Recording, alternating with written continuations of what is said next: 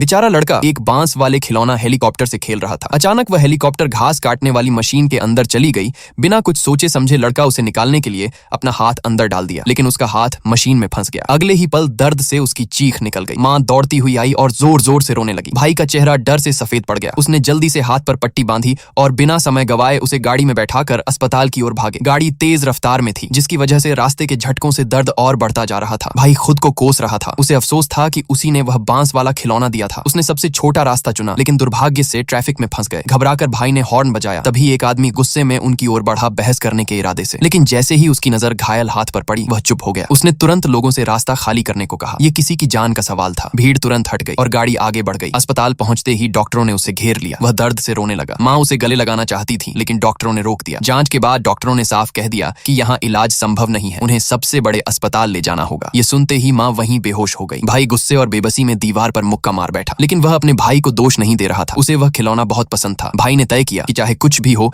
वह उसे बेहतर अस्पताल लेकर जाएगा। लेकिन जब वे एयरपोर्ट पहुंचे तो फ्लाइट का गेट बंद हो चुका था। स्टाफ ने उसकी हालत देखी और थोड़ी देर बाद ऐलान किया कि फ्लाइट को देर से उड़ाया जाएगा। नियम तोड़े गए, जिससे कुछ यात्री नाराज हो गए। लेकिन जब उन्हें पूरी सच्चाई पता चली तो 3 यात्रियों ने खुद अपनी सीट छोड़ दी। हालात को देखते हुए एयरफोर्स ने भी तुरंत मदद की और उड़ान के लिए रास्ता साफ करवाया। जहाज ने उड़ान भरी, लेकिन रास्ते में घाव से फिर खून बहने लगा। उसकी आंखें भारी होने लगी। भाई उसे लगातार हिला रहा था, कह रहा था सो मत जाना, लेकिन उसकी ताकत जवाब दे रही थी। तभी एक लड़की खड़ी हुई और गिटार बजाने लगी। धीरे धीरे और लोग भी साथ देने लगे। वह मुश्किल से आंखें खोले हुए था। उसे चारों ओर मुस्कुराते चेहरे दिखाई दे रहे थे। आखिरकार वह सबसे अच्छे अस्पताल पहुंचा। डॉक्टरों ने उसके चेहरे पर मास्क लगाया। उसकी नजर धुंधली होने लगी और वह पूरी तरह बेहोश हो गया। जब होश आया तो धूप उसके चेहरे पर पड़ रही थी। उसने धीरे से अपना हाथ उठाया और दूसरे हाथ को छुआ। वह वापस था। माँ दरवाजा खोलकर अंदर आई और उसे जोर से गले लगा लिया। उस पल उसकी आंखों से आंसू बहने लगे। उसने दिल से उन सभी लोगों का शुक्रिया अदा किया जिन्होंने उसकी मदद की।